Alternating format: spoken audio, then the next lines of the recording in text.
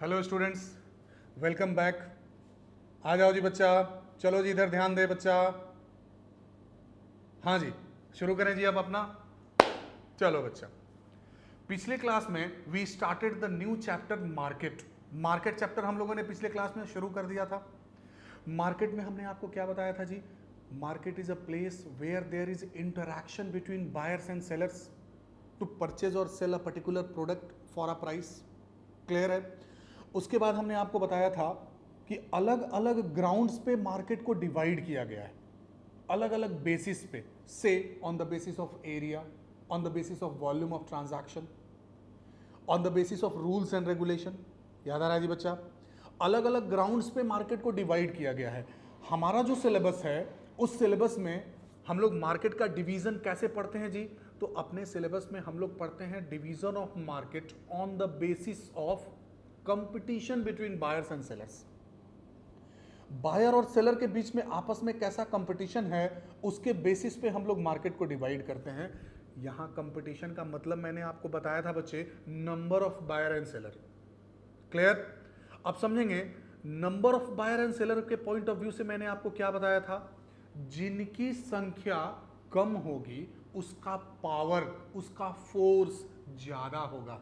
बोले थे बच्चा? जिनकी संख्या कम होगी उनकी उनका फोर्स ज्यादा होगा। इसमें हम लोगों ने पढ़ा था पहला, दैट वाज परफेक्ट कंपटीशन। वैसा मार्केट स्ट्रक्चर जिसमें कि बायर और सेलर के बीच में बराबर का कंपटीशन हो, वैसा मार्केट स्ट्रक्चर जिसमें बायर और सेलर के बीच में बराबर का कंपटीशन हो, that is perfect competition. Features भी हम लोगों ने पढ़े थे फटाफट से। Large number of buyers and sellers, homogeneous product, एक जैसा product, freedom of entry and exit. Clear? वैसा मार्केट जिसमें सिर्फ यही तीन कैरेक्टरिस्टिक पाए जाएंगे उसको हम लोग नाम देंगे, बोलो बच्चे सर, प्योर कंपटीशन। क्लियर है जी? परफेक्ट कंपटीशन होने के लिए और भी कुछ एडिशनल फीचर्स चाहिए। क्या क्या फीचर चाहिए? Perfect knowledge. एजम्पशन है कि बायर सेलर को मार्केट कंडीशन के बारे में पहले से सब कुछ पता है। ठीक है जी? चलो जी, next was every single firm is a price taker. एकदम ध्यान से समझेंगे। इस मार्केट में एजम्पशन क्या है? जो सिंगल सेलर है वो प्राइस टेकर है। प्राइस टेकर का मतलब क्या होता है बच्चे? जो मार्केट के द्वारा प्राइस फिक्स किया गया है वही प्राइस पे वो अपना प्रोडक्ट बेचने के लिए बाध्य है। एग्जाम्पल देंगे और इसमें एक दो और कॉन्सेप्ट बताएंगे हम आपको। वापस से अपना ऑटो वाला एग्जाम्पल। स्टेशन से आपके घर का ऑटो का किराया अगर सपोज 20 रुपीज है पर पैसेंजर, पर हेड सपोज, सारे ऑटो वाले लोग ऑन एन एवरेज देखोगे तो यही प्राइस लेते हैं, क्योंकि उनके यूनियन के द्वारा, मार्केट के द्वारा ये एक यूनिफॉर्म प्राइस फिक्स हुआ है। समझ में आ रही बात जी? क्लियर है? अब एक सिंगल ऑटो वाला अगर चाहे तो उस प्राइस में क्या चेंजेस ला सकता है? नॉर्मल कंडीशन में नहीं ला सकता है। जो पूरे यूनियन के द्वारा प्राइस तय हुआ है, सिंगल ऑटो वाला is bound to sell his services at that particular price only. उसी प्राइस पे वो अपने सर्विसेज को देने के लिए बाध्य है। अभी बात समझ में आ रही है जी? क्लियर है जी बच्चा? वही बात हो गई। तो यहां पे भी जो सिंगल सेलर है, जिसको अपने बोल रहे हैं सिंगल फर्म है, वो एक फिक्स्ड प्राइस पे अपना प्रोडक्ट बेचने के लिए बाध्य है। एक यूनिट बेचे चाहे 10 यूनिट बेचना हो, इस मार्केट स्ट्रक्चर में price is fixed and that price is, समझेंगे बच्चा, and that price is accepted by the single firm. एक सिंगल ऑटो वाला जो मैंने एग्जांपल में दिया। क्लियर? उसी चीज को ये कह रहे हैं कि every single firm is a price taker, price acceptor. अब ध्यान देंगे, इसमें एक बात और है। There is a difference between firm and industry. Industry और फर्म में डिफरेंस होता है, समझो बच्चा। फर्म में और इंडस्ट्री में डिफरेंस होता है। सर क्या डिफरेंस होता है? कुछ बच्चे सोच रहे होंगे कि सर इंडस्ट्री का मतलब जहां प्रोडक्शन होता है उसको इंडस्ट्री बोलेंगे, फर्म का मतलब पार्टनरशिप फर्म, अकाउंट्स वाला कॉन्सेप्ट। नहीं बच्चे, इकोनॉमिक्स में थोड़ा डिफरेंट है। All the organisations doing similar type of activities are collectively known as industry. कहने का मतलब क्या हुआ? सारी कंपनियां, सारे ऑर्गेनाइजेशंस टेकन टुगेदर जो एक ही जैसा काम कर रही हैं, सबको अगर हम कलेक्टिवली मानेंगे तो उसको हम लोग बोलते हैं that is known as industry. और उसमें से कोई एक सिंगल यूनिट को बोलते हैं फर्म। सर आधा अधूरा समझ में आया, सुनो ना बच्चा, अभी और अच्छे से समझ में आएगा। से iron and steel industries in India, India में जितनी भी आयरन और स्टील बनाने वाली कंपनियां हैं, सारे कंपनी को अगर आप टेकन टुगेदर बोलेंगे, ऑल टेकन टुगेदर, टाटा भी, जिंदल भी, और भी बहुत सारी कंपनियां हैं जो कि आयरन स्टील बनाती है, सबको एक साथ ले लेंगे, taken together, all are doing similar type of activities. Clear? तो इस सारे को एक साथ बोलेंगे इंडस्ट्री। उसमें से कोई एक सिंगल कंपनी से टाटा, जिंदल, लाइक दैट, उसमें से कोई एक उसका part, that is known as firm. जैसे टेलीकम्युनिकेशन सेक्टर है, टेलीकम्युनिकेशन सेक्टर, जितनी भी कंपनियां टेलीकम्युनिकेशन सर्विसेज प्रोवाइड करती हैं, all taken together will be deemed to be industry. उसमें बीएसएनएल भी आएगा, रिलायंस भी आएगा, टाटा भी आएगा, वोडाफोन भी आएगा, एयरसेल भी, सब। तो सारी कंपनियों को एक साथ अगर बोलेंगे तो that is telecommunication sector, that is industry. उसमें से कोई एक कंपनी, उसमें से कोई एक कंपनी, इंडिविजुअल, उसको हम लोग क्या बोलेंगे जी? That is known as firm. Say Airtel, say Jio. अभी बात समझ में आ गया जी? क्लियर है बच्चा? ठीक। अब देखेंगे इसमें क्या बोल रहे हैं। ये कह रहे हैं कि every single firm is a price taker.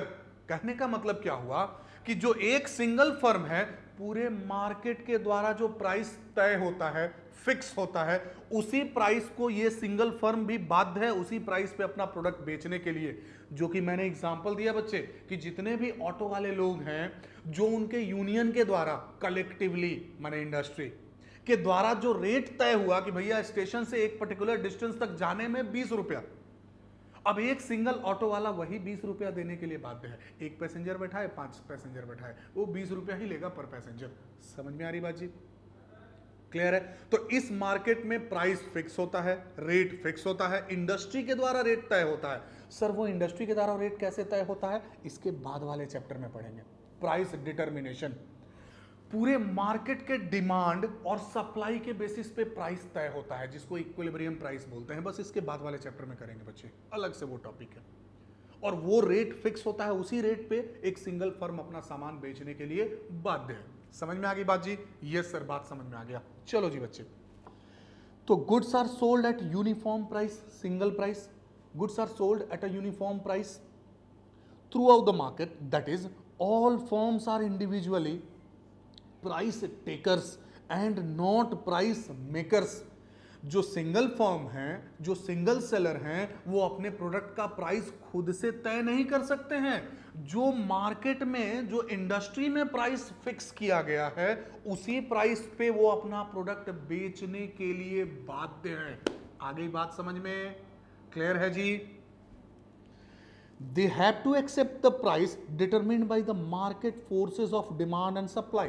पूरे मार्केट का उस प्रोडक्ट से रिलेटेड डिमांड और सप्लाई के बेसिस पे जो प्राइस तय हुआ है, उस प्राइस पे वो लोग सामान बेचने के लिए बाध्य हैं, सिंगल फर्म। ये इनका एजम्पशन है। ठीक है जी? चलो आगे क्या बोल रहे हैं? Demand curve of A firm is perfectly elastic. एक जो सिंगल फर्म है, उसका जो डिमांड कर्व है, that is perfectly elastic. Elasticity of demand chapter पढ़े होंगे बच्चे, याद करके जल्दी से बताओ बच्चे, परफेक्टली इलास्टिक डिमांड कर्व का शेप कैसा होगा? बिल्कुल मन में सोचेंगे, जल्दी से बोलो बच्चे। बिल्कुल आपके दिल की आवाज मेरे पास पहुंच रही है जी। बोलो बच्चे, कैसा होगा परफेक्टली इलास्टिक डिमांड कर्व का shape? Sir perfectly elastic demand curve हम लोगों को याद आ रहा है पैरेलल टू एक्स एक्सिस। बिल्कुल सही। देखो बच्चा,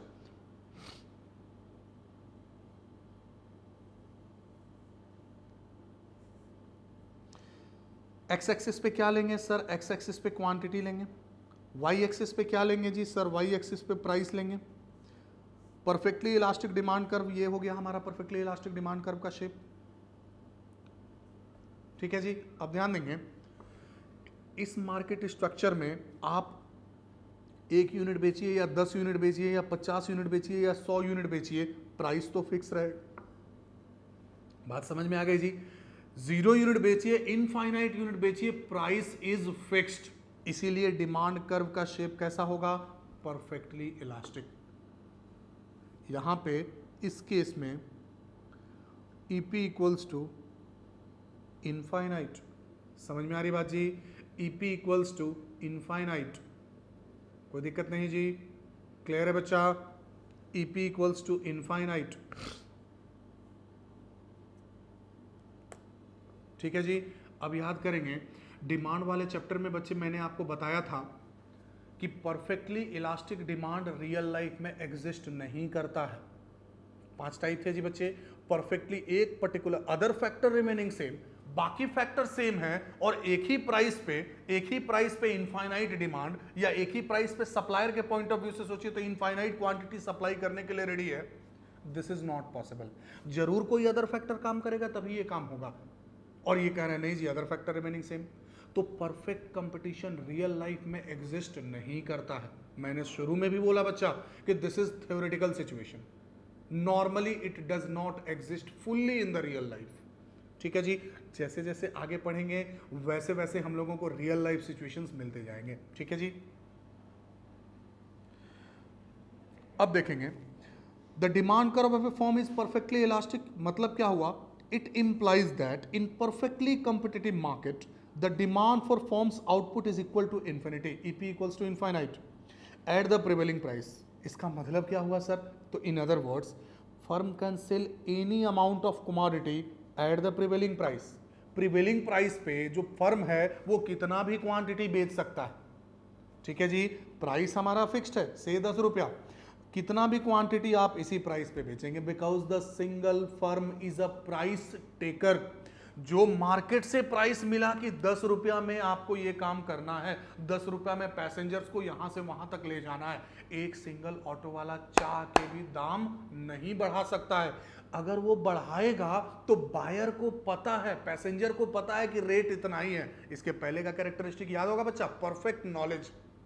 तो बायर आपके ऑटो में बैठेगा ही नहीं, क्योंकि उसके पास large number of options are there. आप महंगा लीजिएगा, फट से दूसरे में जाएगा, तीसरे में जाएगा। अभी समझ में आ रहा है जी? तो प्राइस को फिक्स करने के लिए यहां पे ये काम किया गया है बच्चा। क्लियर है जी? चलिए जी आगे अगला मार्केट स्ट्रक्चर शुरू करते हैं बच्चा। Next market structure is monopoly. समझेंगे? Monopoly means alone to sell. Mono means alone, poly means control. Clear है जी? वैसा मार्केट स्ट्रक्चर जिसमें एक ही सेलर हो और लार्ज नंबर ऑफ बायर्स हो। वैसा मार्केट स्ट्रक्चर जिसमें एक ही सेलर हो, सामान बेचने वाला एक ही हो और लार्ज नंबर ऑफ बायर्स हो, खरीदार बहुत ज्यादा हो, that is known as monopoly. समझ में आ रही बात? It is that market situation in which there is a single seller of a product which has no close substitutes.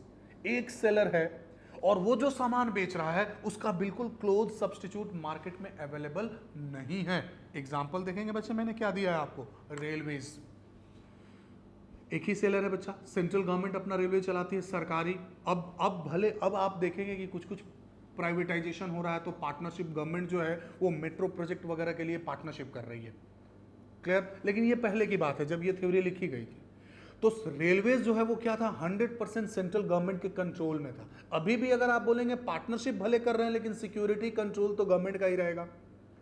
समझ में आ रही बात? क्लियर है? तो यहां एक ही सेलर है, गवर्नमेंट ट्रेन चलाती है और लार्ज नंबर ऑफ उसके सर्विस अवेलर्स हैं जो सर्विस अवेल करते हैं, हम लोग पैसेंजर्स हैं कि नहीं जी बच्चे? क्लियर है? तो वही बात बोल रहे हैं, that is known as monopoly. ठीक। अब रेलवे जो सर्विसेज दे रही है बच्चे, उसका क्लोज सब्सटीट्यूट मार्केट में अवेलेबल नहीं है। मान लीजिए शॉर्ट ड्यूरेशन के लिए हमको जाना है, चाहे लॉन्ग ड्यूरेशन में जाना है, हम फ्लाइट से जा सकते हैं, लेकिन क्या आप ट्रेन की सर्विसेज और फ्लाइट की सर्विसेज को सब्सटीट्यूट मान सकते हैं? परफेक्ट सब्सटीट्यूट मान सकते हैं? नहीं। कुछ एक्सटेंट तक वो सब्सटीट्यूट्स हो सकते हैं, but that is not a close substitute. वही लाइन यहां पे लिखा हुआ है बच्चा कि हम जो प्रोडक्ट बेच रहे हैं उसका मार्केट में क्लोज सब्सटीट्यूट अवेलेबल नहीं है। ठीक है जी? समझ में आ रही बात जी? कैलकाटा से दिल्ली ट्रेन से भी जा सकते हैं, फ्लाइट से भी जा सकते हैं, हो सकता है कि full fledged AC sleeper bus services भी हो, but they can not be regarded as close substitutes. समझ में ये सब्सटीट्यूट हो सकते हैं लेकिन क्लोज सब्सटीट्यूट नहीं हो सकते हैं। चलिए जी आगे। कैरेक्टरिस्टिक्स क्या है जी मोनोपोली के? Number 1, single seller. In this market structure there is only one firm producing और supplying a product. This single firm constitutes the industry and hence there is no difference between firm and industry and hence there is no difference between firm and industry। समझो बच्चा, इस market structure में एक ही बेचने वाला है। तो अब आप सोचेंगे जब बेचने वाला एक ही है तो वही अपने आप में फर्म भी है और वही अपने आप में इंडस्ट्री भी है। बात समझ में आ गई जी? क्लियर है जी बच्चे? जैसे एयरटेल वाले केस में टेलीकम्युनिकेशन सेक्टर में मैंने क्या बोला था, एयरटेल भी है, जियो भी है, वोडाफोन भी है, बहुत सारी कंपनियां हैं, बीएसएनएल है। तो सारी कंपनियों को टेकन टुगेदर बोलेंगे तो इंडस्ट्री। उसमें से कोई एक एयरटेल दैट इज फर्म, इसमें तो एक ही बेचने वाला है जी, तो वही अपने आप में इंडस्ट्री भी है और वही अपने आप में फर्म भी है। बात समझ में आ गया बच्चा? चलो जी next, there is restriction on entry. In monopoly, there are strong barriers to entry. These barriers to entry may be economical, legal, institutional, etc. Monopoly में क्या है जी बच्चे? There is a restriction of entry. Perfect competition में हम लोगों ने क्या पढ़ा जी? Freedom of entry and exit. किसी भी नए फर्म को अगर मन है जी तो वो आराम से आके सामान बेच सकते हैं, एग्जिस्टिंग फर्म छोड़ के जा सकते हैं। लेकिन यहां पे क्या है जी? There is strong barriers to entry. Example देंगे हम आपको। रिस्ट्रिक्शन है, वो रिस्ट्रिक्शन किन किन कारणों से हो सकता है? सिक्योरिटी हो सकता है, इकोनॉमिकल हो सकता है, लीगल हो सकता है। कोई ऐसा चीज जो कि हम बना रहे हैं, हमने उसका पेटेंट कॉपीराइट करा लिया, सिर्फ हम ही बेच सकते हैं, दूसरा कोई नहीं बेच सकता है, तो वो लीगल हो गया। Copyright, patent, trademark legal restriction हो गया कि नहीं हो गया बच्चा? इकोनॉमिकल रिस्ट्रिक्शन हो सकता है। एग्जांपल हम आपको देंगे, जैसे सेंट्रल गवर्नमेंट ट्रेन चलाती है, अगर गवर्नमेंट किसी को प्राइवेट सेक्टर में, रिलायंस को ही मान लीजिए सपोज, या टाटा ग्रुप को ही कहती है कि मुझे कोई तकलीफ नहीं है, आप अपनी ट्रेन चलाइए, I don't have any issue, but मेरा कंडीशन ये है आप सेपरेटली खुद से जमीन एक्वायर कीजिए, खुद से स्टेशन बनाइए, प्लेटफॉर्म बनाइए, रेलवे ट्रैक बिछाइए, ट्रेन भी अपना खुद का, इंप्लॉय भी आपके, माने टोटली सेपरेट इंफ्रास्ट्रक्चर, 100% सेपरेट, और आप अपना ट्रेन अलग से चलाइए। आप बताओ बच्चे, कोई कंपनी के लिए मुझे तो नहीं लगता है कि इकोनॉमिकली फिजिबल होगा कि वो पूरे इंडिया में, जैसे गवर्नमेंट ने पूरा रेलवे का नेटवर्क बनाया हुआ है, वो पूरा डिफरेंट इंडिया में अपना नेटवर्क वैसा बना दे और सेपरेट अपना चलाए। इकोनॉमिकली क्या उसके लिए फिजिबल होगा? समझ में आ रही बात जी? तो इकोनॉमिकल रेस्ट्रिक्शंस भी हो सकते हैं जिसके चलते बहुत सारी कंपनियां इसमें नहीं आती है कि जो भाई जो बेच रहा है वही बेचे। ये नॉर्मली पब्लिक सर्विसेज में होता है, जिसमें कि गवर्नमेंट खुद आती है कि भाई ठीक है आपके लिए पॉसिबल नहीं है तो हम वो बेचेंगे। अब प्रॉब्लम क्या है, अगर ऐसा नहीं है कि पैसे का अभाव है, अगर किसी कंपनी के पास इतना इंफ्रास्ट्रक्चर है कि वो हावड़ा से लेके और दिल्ली तक के लिए, हावड़ा से मुंबई के लिए सारा अपना खुद का क्रिएट करके इंफ्रास्ट्रक्चर और ट्रेन चला दे, इतने ज्यादा उसके पैसे लगेंगे अगर उसके पास है भी, तो कंपनी ये सोचती है कि जो हम प्रिंसिपल अमाउंट इन्वेस्टमेंट करेंगे कितने दिन में मेरा वो रिकवर होगा, पूंजी कितना दिन में वापस आएगा। हम कोई भी बिजनेस में जाएंगे तो ये सोचेंगे कि नहीं सोचेंगे कि कितना पैसा इन्वेस्टमेंट है, मेरा इन्वेस्टमेंट का पैसा कितना दिन में रिकवर हो जाएगा। तो कंपनी बोलेगा कि भाई रिकवर होते होते 100 साल लग जाएगा, तो क्या फायदा? रिकवरी बहुत ज्यादा लगेगा तो उससे भी कोई फायदा नहीं है, समय ज्यादा लगेगा। तो समझ में आ रही बात जी बच्चे? क्लियर है जी? तो सेंस ये है कि इकोनॉमिकल रीजन, पैसे, मॉनेटरी रीजन हो सकते हैं कि ऑटोमेटिक रेस्ट्रिक्शन है, दूसरी कंपनियां आना नहीं चाहती हैं, लीगल रीजन हो सकते हैं, सिक्योरिटी के रीजन हो सकते हैं। सिक्योरिटी के रीजन क्या हो जाएंगे जी? गवर्नमेंट ने बोल दिया है कि या तो बम, बंदूक, टैंक, बारूद हम बनाएंगे या हम जिसको बोलेंगे सिर्फ वही बनाएगा, इंडिया में दूसरा कोई नहीं बना सकता है, हम जिसको बोलेंगे सिर्फ वही बम बंदूक बेच सकता है, दूसरा कोई नहीं बेच सकता है। तो बताओ अपने आप रिस्ट्रिक्शन हो गया कि नहीं हो गया? अब गवर्नमेंट जिसको ऑथोराइज करेगी वही सिर्फ बंदूक बेच सकता है, बम बंदूक बेच सकता है। समझ में आ रही बात जी? जिसको तिसको तो जैसे राशन दुकान टाइप खोल के रखें, ये लीजिए AK-47, ऐसा तो है नहीं जी। समझ में आ रही बात जी? तो उसमें भी एक तरह से देखिए तो मोनोपोली हो गया कि नहीं, जो लोग बेच रहे हैं उनका। वो मोनोपोली क्यों हो गया? गवर्नमेंट का सिक्योरिटी के चलते हो गया, सिक्योरिटी रीजन इज देयर। तो देयर में भी वेरियस रीजंस, बहुत सारे कारण हो सकते हैं जिसके चलते एक ही कंपनी का एकाधिकार होता है, दैट इज मोनोपोली, कि भैया हम ही बेचेंगे। अभी क्लियर है? ठीक है जी, आगे। No close substitutes. The monopolist generally sells a product which has no close substitute. Already हम बता दिए, वो सामान बेचता है जिसका नॉर्मली मार्केट में क्लोज सब्स्टिट्यूट नहीं है। Railway, in such case the cross elasticity of demand for the monopolist product will be zero और वेरी स्मॉल। क्रॉस इलास्टिसिटी, वापस से डिमांड वाला चैप्टर मैंने बताया है बच्चे आपको। क्रॉस इलास्टिसिटी का मतलब क्या हुआ जी? एक प्रोडक्ट का प्राइस तो दूसरे का डिमांड। रेलवे ने अपने फेयर में चेंजेस किया तो एरोप्लेन के डिमांड में, एरोप्लेन के सर्विसेज के डिमांड में क्या फर्क पड़ा? That is cross elasticity. Substitute good complementary good से रिलेटेड। समझ में आ रही बात जी? यहां सब्स्टिट्यूट से रिलेटेड बात समझ में आ रही है जी? तो चूंकि ध्यान से समझेंगे, चूंकि ट्रेन और एरोप्लेन ये दोनों सर्विसेज आपस में क्लोज सब्स्टिट्यूट नहीं है, इसीलिए दोनों की इलास्टिसिटी भी बहुत ज्यादा नहीं आएगी।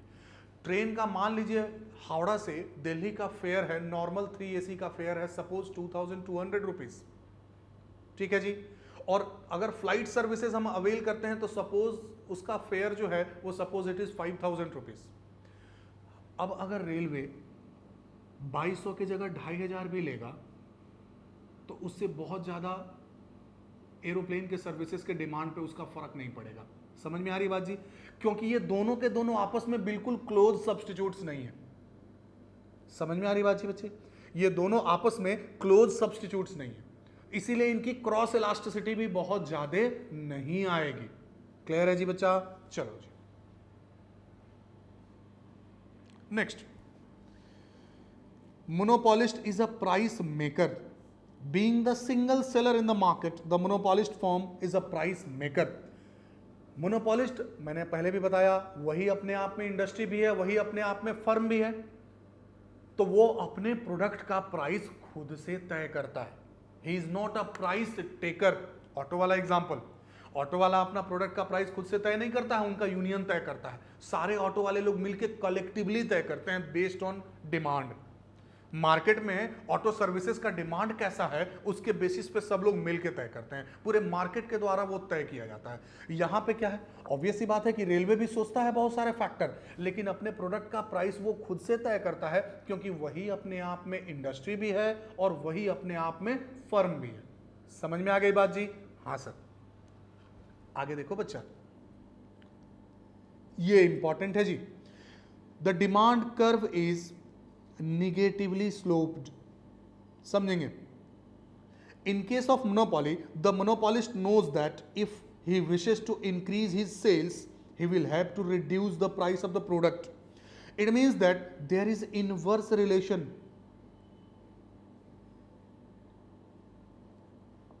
between price and quantity demanded. Hence, the demand curve will be downward sloping and average revenue, marginal revenue curve will not be identical। Demand भी है इसमें रेवेन्यू भी है, एकदम ध्यान से।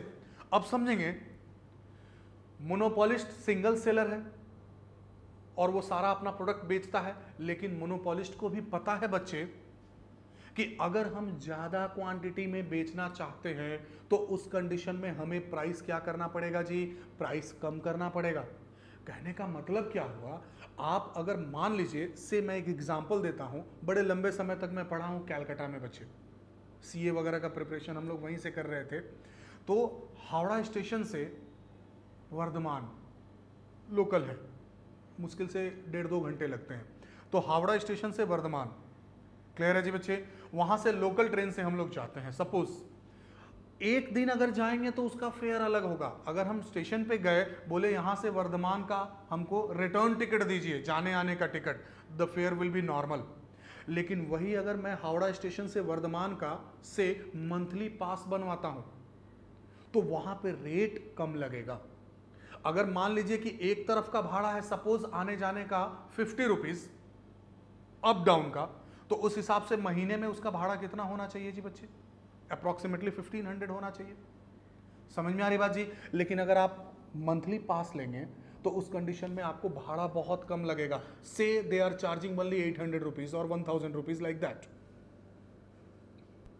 समझ में आ रही बात जी बच्चे? वो भाड़ा कम लेंगे। अब उसमें आपको बेनिफिट क्या हो जाएगा कि आप कितने भी नंबर ऑफ टाइम जा सकते हैं, आ सकते हैं। तीसरी दिन जाएंगे आएंगे वैसा कुछ नहीं है, एक दिन में 2 बार जाइए 4 बार जाइए, there is no any problem regarding that. ठीक है जी। तो रेलवे को भी पता है कि अगर हमको ज्यादा क्वांटिटी में बेचना है तो we will have to reduce the price, rate कम करना पड़ेगा। तो जो मंथली पास लेते हैं उनको रेट पर टिकट प्राइस सस्ता पड़ता है, और जो एक सिंगल दिन का लेते हैं महंगा पड़ता है। आप अगर ग्रुप में टिकट बुकिंग करेंगे कि भाई शादी है, पार्टी है, फंक्शन है, हम लोग 2-3 बॉगी बुक करना चाहते हैं, 100-150 लोग जाना चाहते हैं, रेट पर टिकट वहां सस्ता पड़ेगा। समझ में आ रही बात जी बच्चे? तो रेलवे को भी पता है, ध्यान से समझेंगे, कि if it wants to increase its sales it will have to reduce the price per unit. तो मोनोपोली में प्राइस जो है वो फिक्स नहीं होता है। जो ज्यादा क्वांटिटी में लेना चाहते हैं उनसे हम कम प्राइस लेते हैं, जो कम क्वांटिटी में खरीदते हैं उनसे रेट हम महंगा लेते हैं। तो क्या यहां प्राइस फिक्स्ड रहा बच्चा? नहीं सर, प्राइस फिक्स्ड नहीं रहा। अब याद दिलाएंगे, अगर प्राइस फिक्स नहीं होता है तो what is the shape of the demand curve और what is the shape of AR/MR curve? Revenue chapter.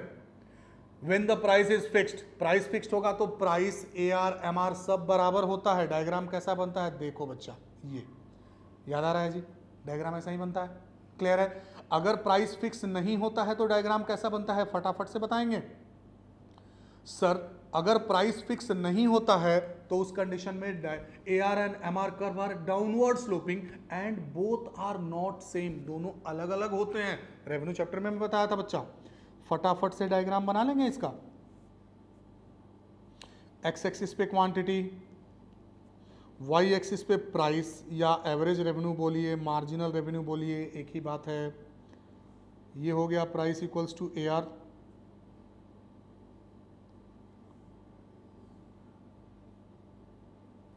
This is MR। Clear है जी बच्चा? कोई दिक्कत नहीं जी? ठीक है जी, फटाफट बना लेंगे डायग्राम। तो प्राइस यहां फिक्स्ड नहीं होता है तो when the price is not same AR/MR curve both are distinct. आगे चलते हैं बच्चा। Next characteristic is possibility of price discrimination. Important है जी, अलग से भी एग्जाम में क्वेश्चन पूछते हैं बच्चे इससे। प्राइस डिस्क्रिमिनेशन किसको बोलते हैं? तो it is a method of pricing adopted by the monopolist to earn super profits. ये ऐसा मेथड है प्राइस चार्ज करने का जिस मेथड से जो मोनोपोलिस्ट होता है वो सुपर प्रॉफिट अर्न करता है, एबनॉर्मल प्रॉफिट अर्न करता है। करता क्या है वो इसमें? He charges a different price from different customers for the same product. एक ही सामान का, एक ही प्रोडक्ट का अलग अलग कस्टमर से वो अलग अलग प्राइस चार्ज करता है। The method of charging different price from different customers for the same product is known as price discrimination. Price में भेदभाव करना। सर एग्जांपल दीजिए। बिल्कुल देंगे बच्चे। आप नॉर्मल सिनेमा हॉल में चले जाइए, वहाँ पे कोल्ड ड्रिंक्स का और जो भी फूड स्टफ वो लोग बेचते हैं उसका प्राइस।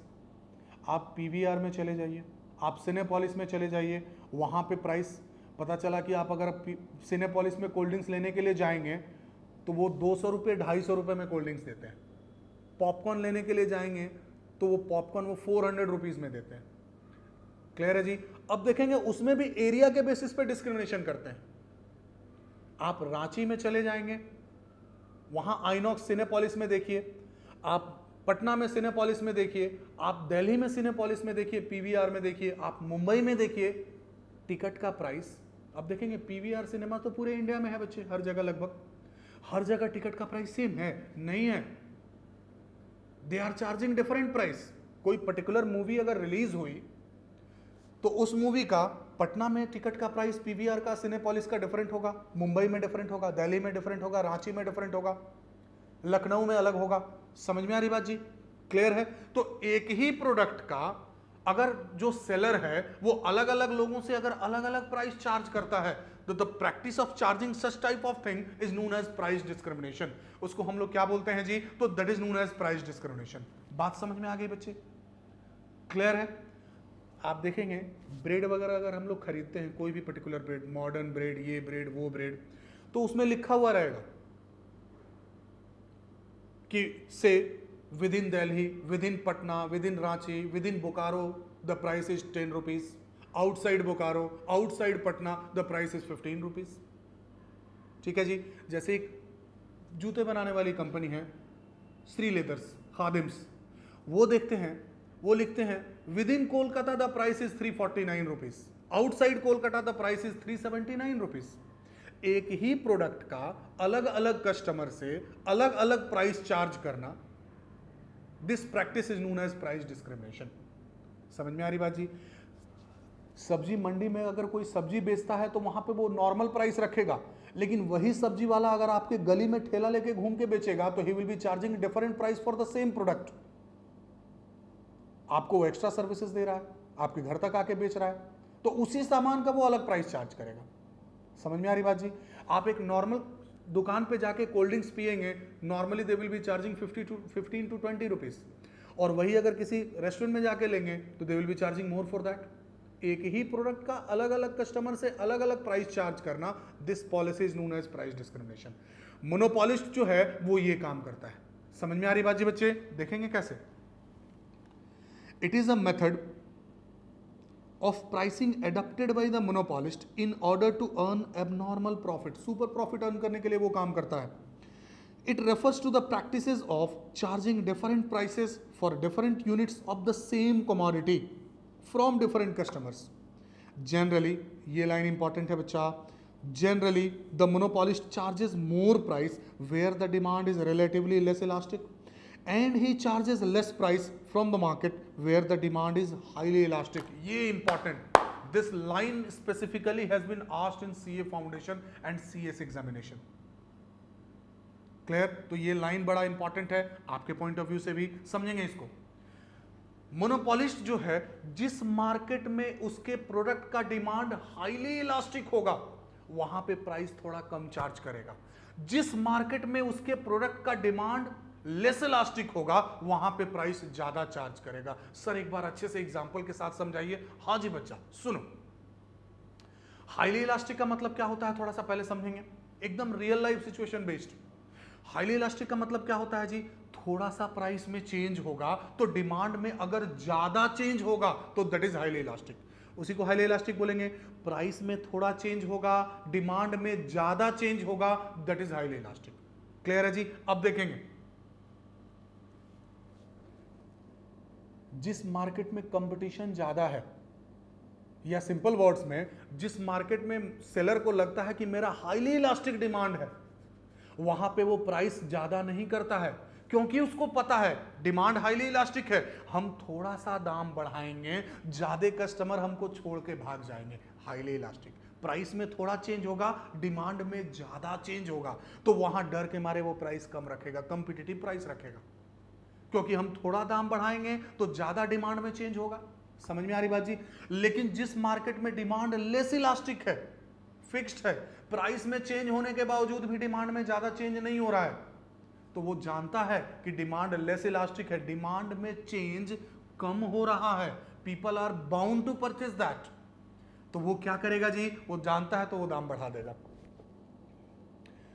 समझ में आ रही बात जी? सिनेमा हॉल में हम लोग सिनेमा देखने के लिए जाते हैं तो आउटसाइड फूड नॉट अलाउड रहता है कि नहीं रहता है? और नॉर्मली हम लोग अपने से फैमिली मेंबर्स के और लोग बहुत सारे लोगों के साथ जाते हैं, हम लोग अपने फैमिली मेंबर्स के साथ जाते हैं, फैमिली मेंबर के साथ भी जाएंगे, then also we are bound to purchase that food stuff. हम लोग वो फूड स्टफ खरीदने के लिए बाध्य हैं कि नहीं जी बच्चा? तो ये सिनेपोलिस वाले को और PVR वाले को पता है कि people are bound to purchase that, तो इसीलिए वो ज्यादा दाम करके रखता है, क्योंकि ऑप्शंस नहीं है हमारे पास, डिमांड खरीदना ही है, प्राइस बढ़ जाए फिर भी हम खरीदने के लिए बाध्य हैं। तो जहां डिमांड लेस इलास्टिक होगा वहां वो प्राइस ज्यादा रखेगा, जहां डिमांड हाईली इलास्टिक होगा वहां वो प्राइस कम रखेगा। बात समझ में आ गया होगा बच्चा? क्लियर है जी? आगे बढ़ सकते हैं बच्चा? हाँ sir,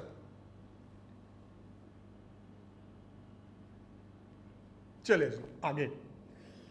reasons for emergence of monopoly, क्या कारण है मोनोपोली का? मार्केट में मोनोपोली फर्म एग्जिस्ट करता है, what are the reasons for that? First, बहुत इजी है, बस बस ये टॉपिक बच्चा, बस खत्म, इधर ध्यान से समझेंगे।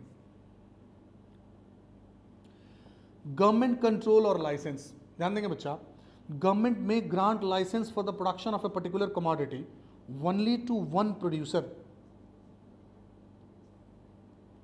accordingly monopoly comes into existence.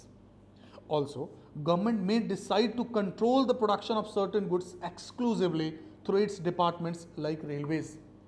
क्या कारण है मोनोपोली का? तो पहला उन्होंने कहा गवर्नमेंट का कंट्रोल या लाइसेंसिंग रिक्वायरमेंट्स।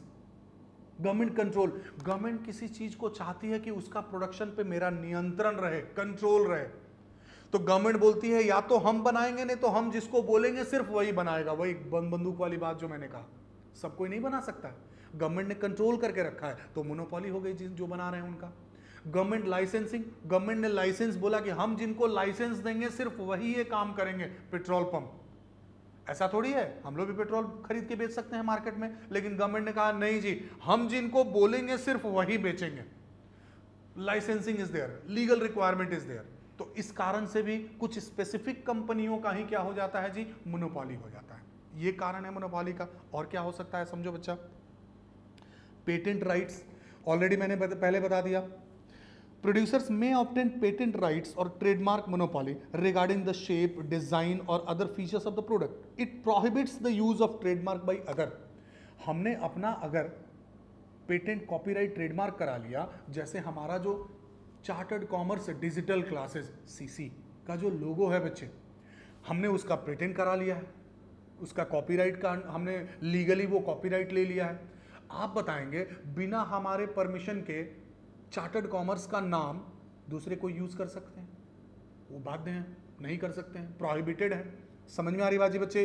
तो चार्टर्ड कॉमर्स वर्ड और कोचिंग सेंटर पे, डिजिटल क्लासेस पे हमारा मोनोपोली हुआ कि नहीं हुआ बच्चा? तो ये भी एक रीजन हो सकता है। लीगल हम लोगों ने कॉपीराइट, ट्रेडमार्क, पेटेंट करा लिया। समझ में आ रही बात? आगे नेक्स्ट इज कार्टेल। ये इंपॉर्टेंट है बच्चे, अलग से भी एग्जाम में 3 to 4 मार्क्स का पूछते हैं, बिल्कुल ध्यान से समझेंगे इसको हम लोग। बस बस हो गया बच्चा, लास्ट है ये, बस। Next is cartel. It refers to the arrangement made by group of firms with a view to avoid competition and secure monopoly control of the market. It is an agreement to create joint monopoly and avoid competition. कभी कभी क्या होता है, बहुत सारे seller जो हैं उनको लगता है कि हम लोग अननेसेसरी आपस में कंपटीशन कर रहे हैं। ये गलत बात है। तो वो लोग आपस में क्या करते हैं बच्चे, म्यूचुअल अंडरस्टैंडिंग करते हैं कि हम लोग सबको आपस में मिल जाते हैं, हम लोग सामान अपना अलग अलग ही बेचेंगे, लेकिन कुछ कुछ पॉइंट पे वो आपस में एग्रीमेंट कर लेते हैं। तो सेलर आपस का कंपटीशन अवॉइड करने के लिए आपस में जो एग्रीमेंट करते हैं, अरेंजमेंट करते हैं, that is known as cartel. Example देंगे हम आपको। रिलायंस वाले ऑफर लाए, शुरुआत में कहे कि भाई हम आपको 1 साल तक इंटरनेट फ्री देंगे, कॉलिंग फ्री देंगे, मैसेजिंग फ्री देंगे, सब फ्री। आपको अलग से रिचार्ज कराने की आवश्यकता नहीं है कि आप नेट के लिए अलग 1 GB के लिए अलग रिचार्ज कराइए, कॉलिंग के लिए अलग रिचार्ज कराइए, कॉल को सस्ता करने के लिए अलग रिचार्ज करें। There is nothing like that. एक बार पेमेंट दीजिए, all the services will be free. है कि नहीं जी बच्चा? समझ में आ गई बात? हाँ सर। अब देखेंगे बच्चे, दूसरी कंपनियों को लगा कि ये काम हमको भी करना चाहिए, नहीं तो मार्केट में एग्जिस्ट नहीं कर पाएंगे। दूसरी कंपनियों ने भी अडेप्ट कर लिया। अब देखेंगे कंपटीशन हो गया उन लोगों के बीच में, होड़ लग गया कि कौन कितने कम दाम में कितना ज्यादा से ज्यादा सर्विसेज दे सकता है। ठीक है बच्चा? क्लियर? पब्लिक को उससे फायदा होने लगा। अब कंपनियां बोलती थी कि मेरा नया सिम लीजिए, 30 रुपए का सिम लीजिए, और वो 30 रुपए में आपको हम 1 GB डेटा फ्री देंगे, 100 मिनट का टॉक टाइम फ्री देंगे, ये देंगे वो देंगे। तो नॉर्मली आजकल का जो मोबाइल फोन आता है, उस मोबाइल फोन में नॉर्मली हम 2-2 सिम यूज कर सकते हैं। तो बहुत सारे लोगों ने एक परमानेंट नंबर रखा, अब 30-30 रुपया का डेटा वाला नया सिम लेने लगे। 30 ही रुपये में काम चल जा रहा है, तो दिक्कत क्या है? अब समझेंगे बच्चे, कंपनियों को नुकसान होने लगा। परमानेंट नंबर अलग रखे हुए हैं, जैसे आप भी देखते होंगे लोग बोलते हैं आपका व्हाट्सएप नंबर क्या है, माने इंटरनेट वाला नंबर अलग है जी, परमानेंट नंबर अलग है, ठीक है। कंपनियों को लगा कि ये तो बड़ा गलत बात है, कंपनियों ने आपस में मीटिंग किया और उन्होंने कार्टेल फॉर्म किया, कार्टेल ग्रुप। उन्होंने कहा कि भाई इससे अननेसेसरी कंपटीशन से हम ही लोगों को नुकसान हो रहा है। ऐसा करते हैं कि सब कोई मिलकर एक काम करते हैं कि आपको अगर हमारा सिम रखना है तो minimum you will have to pay से 35 रुपीज 40 रुपीज पर मंथ, तभी वो आपका सिम जीवित रहेगा, नहीं तो खत्म, इनकमिंग आउटगोइंग सब बंद। समझ में आया बच्चा बात? समझ में आ रही बात जी? क्लियर है? ठीक है जी। तो ये कंपटीशन को अवॉइड करने के लिए कंपनी ने ये काम किया, this is known as cartel. आपस के कंपटीशन को अवॉइड करने के लिए जब वो लोग कुछ सिमिलर टाइप का अग्रीमेंट करते हैं आपस में, such type of thing is known as cartel. ठीक है जी, आगे देखेंगे बच्चा। बस खत्म, चैप्टर खत्म। Example OPEC. ओपेक क्या है जी? Organisation of petroleum exporting countries. OPEC was set up in 1960 by the world's 5 major oil producing countries, Iran, Iraq, Kuwait, Saudi Arabia, Venezuela. ये क्या है थोड़ा सा समझेंगे बच्चे। 1960s के पहले या उस समय कंपनियों में जो ऑयल एक्सपोर्टिंग कंट्रीज हैं, Iran, Iraq, Kuwait, Saudi Arabia, ये सब जो ऑयल एक्सपोर्ट करते हैं, उन लोगों में आपस में यूनिटी नहीं था। अब पूरे वर्ल्ड को पेट्रोल की आवश्यकता है। अब मान लीजिए यूएस ने, अमेरिका ने, ऑस्ट्रेलिया ने कुवैत से कहा कि भाई हमको इतना तेल चाहिए, आप हमको दे दीजिए, क्या रेट लीजिएगा। कुवैत ने एक पर्टिकुलर रेट कोट किया, सऊदी अरेबिया को पता चला अच्छा तुम इतना में दे रहे हो, उसने कहा कि हम तो आपको उससे भी कम में देंगे, इतना ही में देंगे, हमसे खरीद लीजिए। ये लोग आपस में ही कंपटीशन करते थे। समझ में आ रही बात जी बच्चे? उनको लगा, ये जो मेजर ऑयल एक्सपोर्टिंग कंट्रीज हैं, उनको लगा कि यार हम लोग तो अननेसेसरी आपस में झगड़ा कर रहे हैं, हमारे पास ऐसा प्रोडक्ट है कि पूरी दुनिया वो प्रोडक्ट खरीदने के लिए बाध्य है और पूरी दुनिया हमको बेवकूफ़ बना रही है और हम लोग आपस में कंपटीशन कर रहे हैं, ये गलत बात है। हम लोगों को आपस में एक म्यूचुअल अंडरस्टैंडिंग करना चाहिए, एग्रीमेंट करना चाहिए, एक रेट फिक्स करना चाहिए, इस रेट से सस्ता में नहीं देना है जी। तो 5 मेजर ऑयल एक्सपोर्टिंग कंट्रीज ने मिलके और एक ऑर्गेनाइजेशन एस्टैब्लिशमेंट किया, एक उसका नाम रखा OPEC, organisation of petroleum exporting countries. 5, Iran, Iraq, Kuwait, Saudi Arabia and Venezuela. ये 5 कंट्रीज ने आपस में एग्रीमेंट किया कि हम लोग कोटा फिक्स कर लेते हैं। अब से साइज के हिसाब से सऊदी अरेबिया बड़ा है तो वो थोड़ा ज़्यादा बेच सकता है, ईरान छोटा है तो थोड़ा कम बेचेगा, लाइक दैट। एक पर्टिकुलर रेशियो उन्होंने एग्री किया, इस रेशियो में हम लोग हर साल बेचेंगे और इस रेट पे बेचेंगे, जिनको खरीदना है आके खरीदिए, रेट हम लोग सस्ता नहीं करेंगे, एक यूनिफॉर्म प्राइस पे बेचेंगे। तो सप्लायर आपस में कंपटीशन को अवॉइड करने के लिए, अननेसेसरी आपस का कंपटीशन को अवॉइड करने के लिए अगर ग्रुप बनाते हैं तो that group is known as cartel. बात समझ में आ गया होगा बच्चा? उस ग्रुप को हम लोग क्या बोलते हैं जी? That is known as cartel.